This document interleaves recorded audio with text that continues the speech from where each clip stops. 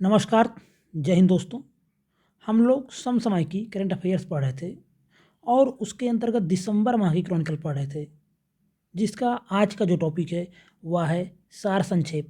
आपको बता दूं, हम लोग सार संक्षेप के अंतर्गत चर्चित व्यक्तियां, प्रमुख नियुक्तियां, पुरस्कार और युद्ध अभ्यास का अध्ययन करते हैं। यह एक बहुत ही महत्वपूर्ण टॉपिक है और यहाँ से हमेशा प्रश्न आपको एग्जाम में देखने को मिलते हैं। तो इस टॉपिक को बहुत अच्छे से करिए, वीडियो को पूरा देखिए। वीडियो पसंद आए तो वीडियो को लाइक भी करें और आपसे अनुरोध है चैनल को सब्सक्राइब जरूर करें। सीधे हम लोग बात करते हैं चर्चित व्यक्तियों के अंतर्गत। ऋषि सुनक बहुत चर्चा में रहे, भारतीय मूल के पहले ब्रिटिश प्रधानमंत्री बने, कंजर्वेटिव पार्टी से आते हैं, इसको भी याद रखेंगे।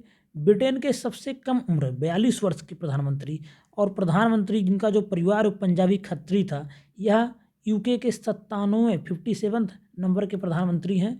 तो इसको याद रखेंगे। यहाँ से प्रश्न बनने की संभावना जरूर है, चाहे यूपी पीसीएस हो, चाहे किसी अन्य एग्जाम का पीसीएस हो, कहीं भी यह प्रश्न बन सकता है। पढ़ेंगे वही जो एग्जाम के लिए महत्वपूर्ण होगा। बहुत सी फर्जी चीज़ों के बारे में कुछ नहीं पढ़ेंगे। अगर हम नियुक्तियों के बारे में बात करें तो सबसे प्रमुख नियुक्ति जो हुई है, जहाँ से प्रश्न आ सकता है, वह है जस्टिस डी.वाई. चंद्रचूड़ का। राष्ट्रपति द्रौपदी मुर्मू ने सुप्रीम कोर्ट के न्यायाधीश जस्टिस डी.वाई. चंद्रचूड़ को भारत के 50वें मुख्य न्यायाधीश के रूप में नियुक्त किया है। मल्लिकार्जुन खड़गे के बारे में बात करेंगे, कांग्रेस पार्टी के अध्यक्ष बनाए गए हैं, कोई बहुत महत्वपूर्ण नहीं है। उसके बाद हम बात करेंगे शशि थरूर को, इन्होंने हराया था। कांग्रेस के 137 वर्ष के इतिहास में छठी बार यह अध्यक्ष पद के लिए आंतरिक रूप से मतदान कराया गया था। तो यह सब कोई बहुत महत्वपूर्ण नहीं, बकवास है। सुश्री भारती दास, यह एक महत्वपूर्ण नियुक्ति है, यहाँ से प्रश्न आ सकता है। तो सुश्री भारती दास नई महालेखा नियंत्रक, controller general of account CGA के रूप में पदभार ग्रहण किया। महालेखक नियंत्रण ही लेखांकन मामलों पर केंद्र सरकार का प्रधान सलाहकार होता है। तो इसको याद रखेंगे, यह नियुक्ति महत्वपूर्ण है, यहाँ से प्रश्न बन सकता है। उसके बाद हम लोग बात करेंगे निधन के बारे में। मुलायम सिंह यादव, पूर्व मुख्यमंत्री उत्तर प्रदेश, इनका निधन हो गया। 82 वर्ष के थे। 3 बार उत्तर प्रदेश के मुख्यमंत्री रहे, यह डाटा याद रखेंगे। और 1996 से 98 तक मध्य 2 वर्ष भारत के रक्षा मंत्री भी रहे। जन्म इनका हुआ था उत्तर प्रदेश के इटावा जिले के सैफई गांव में। शिक्षक थे पेशे से। 7 बार सांसद रहे, 8 बार विधायक रहे, 1 बार विधान परिषद के सदस्य रहे। पहली बार 1989 में उत्तर प्रदेश के मुख्यमंत्री बने। यह लाइन बहुत महत्वपूर्ण हो जाती है, यहाँ से प्रश्न बन सकता है। मुलायम सिंह यादव ने 4 अक्टूबर 1992 को समाजवादी पार्टी की स्थापना की। इसका चुनाव चिन्ह साइकिल, यह भी महत्वपूर्ण हो सकता है। हिलेरी मिंटल, बुकर पुरस्कार विजेता और लोकप्रिय उपन्यास लेखिका हिलेरी मिंटल का 70 वर्ष की उम्र में निधन हो गया। ये पहली महिला थी जिन्हें 2 बार बुकर पुरस्कार दिया गया। तो हिलेरी मेंटल याद रखेंगे, ऐसी महिला है जिनको 2 बार बुकर पुरस्कार दिया गया। जयंती पटनायक बहुत ही चर्चित नाम रहा है अपने ज़माने में, राष्ट्रीय महिला आयोग की पहली अध्यक्ष थी, पूर्व सांसद। और उड़ीसा के जयंती पटनायक का 90 वर्ष की आयु में उड़ीसा में भुवनेश्वर निधन हो गया। तो पहली महिला आयोग की पहली चेयरपर्सन थी जयंती पटनायक, इसको याद रखेंगे। देश की पहली महिला आयोग अध्यक्ष बनने का भी गौरव इनको मिला, किसको? जयंती पटनायक को। इस लाइन को याद रखेंगे। उसके बाद हम बात करेंगे पुरस्कारों के बारे में। नोबेल पुरस्कार 2022, हाल ही में royal Swedish academy of sciences द्वारा नोबेल पुरस्कार विजेताओं की घोषणा कर दी गई। इसमें हम कुछ पुरस्कारों को देख लेंगे, जैसे कि शांति का एलेस बिलियास्की को दिया गया, बेलारूस के हैं। ह्यूमन ऑर्गेनाइजेशन मेमोरियल को दिया गया, रूस के हैं। Central for civil liberties, Ukraine के। इन तीनों को शांति पुरस्कार दिया गया है।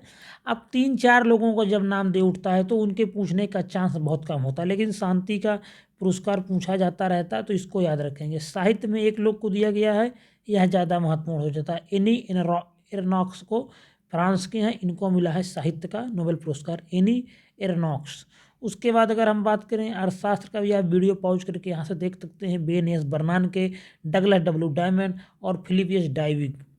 भौतिकी का मिला है एलन एस्पेक्ट, जॉन क्लासर, एंटोनल जिलिंगर। रसायन विज्ञान का भी देख लेंगे। उसी प्रकार चिकित्सा का महत्वपूर्ण हो सकता है, किसी अकेले व्यक्ति को मिला हुआ है। स्वांते पावो स्वीडन के हैं, यह भी महत्वपूर्ण हो जाता है। नोबेल पुरस्कार पाने वाले भारतीयों की बात करें तो रविन्द्रनाथ टैगोर पहले भारतीय हैं जिन्हें साहित्य के क्षेत्र में योगदान के लिए वर्ष 1913 में प्रदान किया गया था नोबेल का साहित्य का पुरस्कार। उसके अलावा कुछ और भारतीय हैं, Rabindranath Tagore, Chandrasekhara Venkataraman, doctor Hargobind Khorana, mother Teresa, Subrahmanyan Chandrasekhar, Amartya Sen, Venkataraman Radhakrishnan, Kailash Satyarthi और अभिजीत बनर्जी। इनको अर्थशास्त्र के क्षेत्र में 2019 में दिया गया। रक्षा मंत्री पुरस्कार 2021-22, तो रक्षा मंत्री राजनाथ सिंह ने गुजरात के गांधीनगर में 12वें डिफेंस एक्सपो के अंतर्गत आयोजित एक कार्यक्रम में वर्ष 2021-22 के लिए रक्षा एवं एरोस्पेस क्षेत्र में उत्कृष्टता के लिए रक्षा मंत्री पुरस्कार प्रदान किया। तो 12वां डिफेंस एक्सपो कहाँ हुआ, यह महत्वपूर्ण हो जाता है गुजरात के गांधीनगर में। तो बस इसमें यही महत्वपूर्ण है कि 12वां डिफेंस एक्सपो कहाँ हुआ, गुजरात के गांधीनगर में। सखारोव पुरस्कार बहुत महत्वपूर्ण है, यहाँ से प्रश्न आता है। तो यूरोपीय संघ के शीर्ष मानवाधिकार पुरस्कार से यूक्रेन के लोगों और उनके प्रतिनिधियों को रूस के आक्रमण और युद्ध के प्रतिरोध के लिए सम्मानित किया गया। तो यह यूक्रेन के लोगों और उनके प्रतिनिधियों को सम्मानित किया गया रूस के आक्रमण से अपनी प्रतिरक्षा के लिए। सखारोव पुरस्कार यूरोपीय यूनियन द्वारा दिया जाता है। उसके बाद हम बात करेंगे वर्ल्ड ग्रीन सिटी। दक्षिण कोरिया के जेजू में आयोजित international association of horticulture producer 2022 में हैदराबाद को प्रतिष्ठित वर्ल्ड ग्रीन सिटी अवार्ड 2022 दिया गया। यह महत्वपूर्ण हो सकता है। इसे वर्ल्ड ग्रीन सिटीज अवार्ड मिला आर्थिक सुधार और समावेशी विकास की लिविंग ग्रीन श्रेणी में मिला है। यह शहर जिसने न केवल श्रेणी पुरस्कार जीता बल्कि समग्र विश्व ग्रीन सिटीज पुरस्कार भी प्राप्त किया। तो यह महत्वपूर्ण फैक्ट है, इसको याद रखेंगे, यहाँ से प्रश्न बन सकता है। उसके बाद शस्त्र रामानुजम पुरस्कार सन्मुख कला विज्ञान प्रौद्योगिकी और अनुसंधान अकेडमी द्वारा वर्ष 2022 के लिए शस्त्र रामानुजम पुरस्कार यूकिंग तांग सहायक प्रोफेसर कैलिफोर्निया विश्वविद्यालय बर्कले को दिए जाने की घोषणा की गई। बहुत महत्वपूर्ण पुरस्कार है, यहाँ से प्रश्न बन सकता है। किसको मिला है 2022 का? यूकिंग तांग को। बात करेंगे इस पुरस्कार की स्थापना हुई वर्ष 2005 में सन्मुख कला विज्ञान प्रौद्योगिकी और अनुसंधान अकेडमी द्वारा की गई थी। श्रीनिवासन रामानुजम भारतीय गणितज्ञ थे। 22 दिसंबर को प्रतिवर्ष राष्ट्रीय गणित दिवस मनाया जाता है इनके जन्मदिन के अवसर पर। बात करेंगे स्वच्छ सर्वेक्षण पुरस्कार 2022 जो कि बहुत महत्वपूर्ण है। तो स्वच्छ सर्वेक्षण पुरस्कार 2022 में इंदौर को लगातार छठे वर्ष भारत का सबसे स्वच्छ शहर और भारत का पहला 7 सितारा 7 स्टार कचरा मुक्त शहर घोषित किया गया। यह फैक्ट बहुत महत्वपूर्ण हो जाता है। 100 से अधिक शहरी स्थानीय निकायों की श्रेणी में सबसे स्वच्छ राज्य के रूप में मध्य प्रदेश का स्थान, यह भी फैक्ट बहुत महत्वपूर्ण हो जाता है। उसके बाद अगर हम बात करें इसी प्रकार 100 से कम शहरी स्थानीय निकायों की श्रेणी में सबसे स्वच्छ राज्य का पुरस्कार त्रिपुरा ने प्राप्त करने में सफलता प्राप्त की। इसको भी याद रखेंगे। 100 से कम शहरी स्थानीय निकायों की श्रेणी में सबसे स्वच्छ राज्य कौन हुआ? त्रिपुरा हुआ। अगर हम ग्रामीण वर्ग में बात करें स्वच्छता की तो तेलंगाना पहले स्थान पर है। छोटे राज्यों व केंद्र शासित प्रदेशों में बात करें तो अंडमान और निकोबार ने पहला स्थान हासिल किया स्वच्छता में। उत्तराखंड के हरिद्वार को 1 लाख से अधिक आबादी वाले शहरों में बेस्ट गंगा टाउन का पुरस्कार, जबकि शिवमोगा कर्नाटक को फास्ट मूवर सिटी अवार्ड से सम्मानित किया गया है। तो 1 लाख से कम जनसंख्या वाला जो शहर है उसमें सबसे बेस्ट गंगा टाउन का पुरस्कार किसको दिया गया? हरिद्वार को। यह भी पूछा जा सकता है। हरिद्वार को सबसे स्वच्छ गंगा शहर घोषित किया गया, जबकि दूसरा स्थान वाराणसी और ऋषिकेश का है। दूसरा वाराणसी का, तीसरा ऋषिकेश का स्थान रहा। 1 लाख से कम आबादी वाले गंगा नगरों में बिजनौर पहले स्थान पर था। महाराष्ट्र के देवलाली को देश का सबसे अच्छा छावनी बोर्ड चुना गया। यह भी प्रश्न महत्वपूर्ण हो सकता है। तो इसको एक बार वीडियो को आप 1 से 2 बार पढ़ लेंगे, आपका सारा क्लियर हो जाएगा। 10 लाख से आबादी वाले शीर्ष 5 स्वच्छ शहर हैं इंदौर, सूरत, नवी मुंबई, जीवीएमसी विशाखापत्तनम और विजयवाड़ा।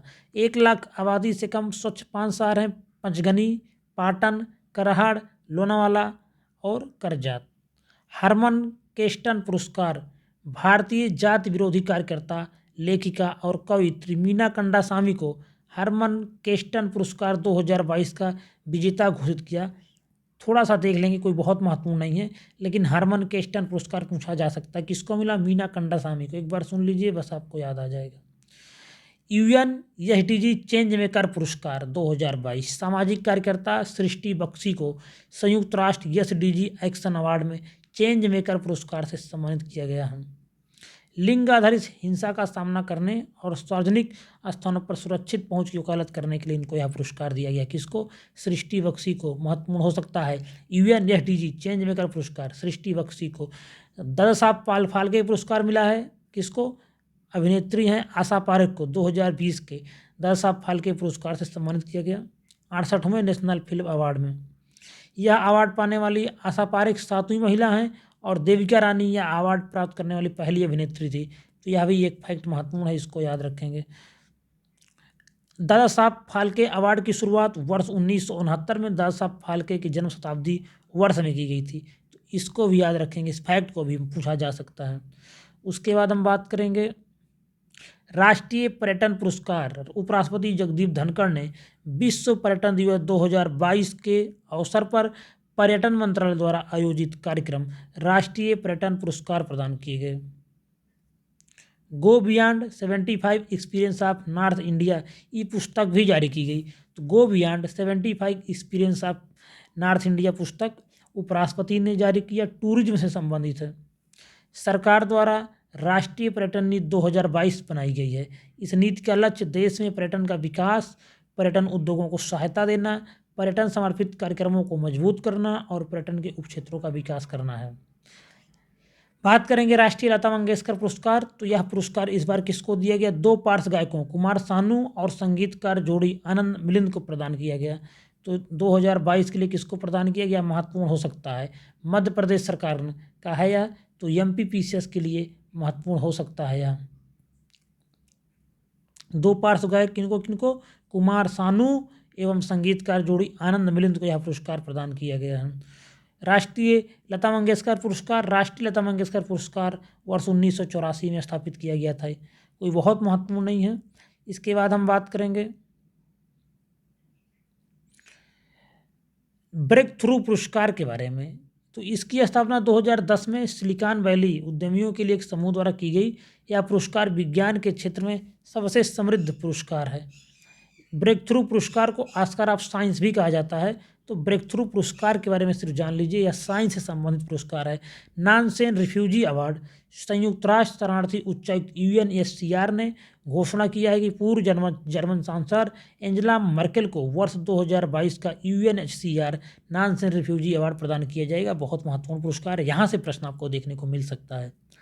इस पुरस्कार की स्थापना वर्ष 1954 में की गई थी। UNHCR नानसेन रिफ्यूजी अवार्ड उन व्यक्तियों, समूहों और संगठनों को सम्मानित करता है। यह पुरस्कार पाने वाले पहले व्यक्ति एलेनोर रूजवेल्ट थे। गोलकीपर ऑफ द ईयर पुरस्कार। अंतर्राष्ट्रीय हॉकी महासंघ द्वारा भारत की महिला गोलकीपर सविता पूनिया और PR श्रीजेश को FIH goalkeeper of the year 2021 चुना गया। तो यह भी महत्वपूर्ण हो सकता है। यह भी पुरस्कार गोलकीपर ऑफ द ईयर अंतर्राष्ट्रीय हॉकी महासंघ द्वारा भारतीय महिला गोलकीपर सविता पूनिया और PR श्रीजेश को यह पुरस्कार दिया गया। उसके बाद अगर हम बात करेंगे, यह पुरस्कार दोनों खिलाड़ियों ने लगातार दूसरे वर्ष जीता। युवा खिलाड़ी मुमताज़ खान को FIH rising star of the year 2021 से सम्मानित किया गया। तो यह भी तरह से देख लेंगे, कोई बहुत महत्वपूर्ण नहीं है। बुकर पुरस्कार।